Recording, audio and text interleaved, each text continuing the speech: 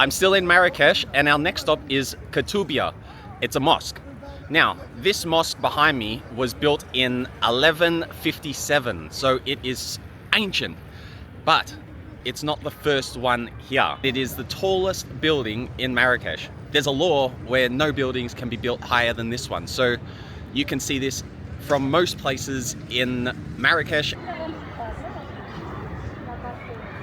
Here you can see the foundations of a mosque that used to be here before the current one. So the mosque that used to be here was built from 1147 to 1157. A year later, this mosque was starting to be built. Now, they believe the reason why is because the first mosque was built in the wrong position to Mecca. And for those who don't know, Mecca is where all the people that follow Islam pray towards. So if the mosque is in the wrong position, they won't be able to use it effectively or maybe even at all. So that's why this one was built. But for a short period of time, once this one was created, two of them were used at the same time. It's not known when this one was destroyed and removed, but it wouldn't have been too long after this one. Just imagine how amazing it would have looked having two mosques just like this, right next to each other. Koutoubia translates to booksellers. So all around this area, there used to be many people selling books. Hence the name Koutoubia. So maybe all along here and around were all booksellers. Now today there's people selling hats, some jewelry, souvenirs and everything like that. No more books, unfortunately. At the top of the minaret there's 3 or 4 golden spheres, and legend says that the Sultan's wife gave her jewelry to be melted to form these golden orbs as a way to say sorry for breaking the Ramadan fast early. It's going to be too hard to see, but in the minaret there are some loudspeakers. Why? Because in minarets they have to blare the call to prayer 5 times a day to allow the worshippers to know when it's time to pray. So it's been happening for 850 years.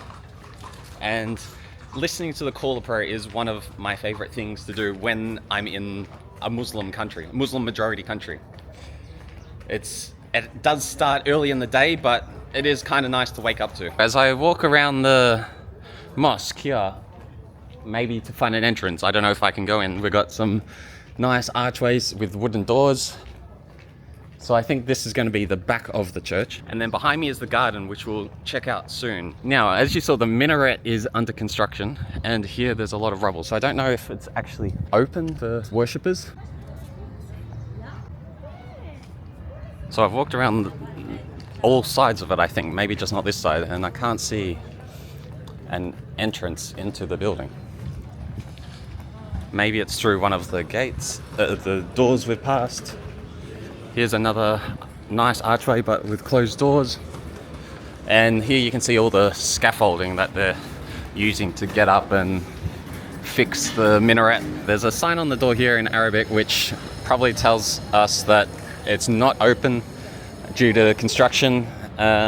Here there's some nice pictures of what it would look like normally. And here the inside, they've got a courtyard. Looks very nice. But unfortunately can't go in. Yeah, so this is where they built the original one, but it was in the wrong direction, so then they built this one. It was probably very similar, I guess, because it looks like there's the courtyard here now, and then maybe this used to be the courtyard for that one. And from looking at the pictures, this brick wall that's still standing looks like it was part of the original mosque. It's still standing after nearly 1,000 years. Very impressive to see part of the original mosque still standing. We've just come into Koutoubia Gardens, so also known as Royal Gardens. In here, I don't know if there is now or there used to be different types of trees, orange trees, various fruits. It's not very big, it's quite narrow, but it's very nice and peaceful. You got the sound of the water coming from the fountains, and I'm loving like all these palm trees that line the sides of the park. These gardens are one of the best places to come for sunset to get a great view of the sun going down behind the Koutoubia. And it's not even a 10-minute walk from the main square in Marrakesh, so it's very easy to get to see the sunset and then to head back to that area.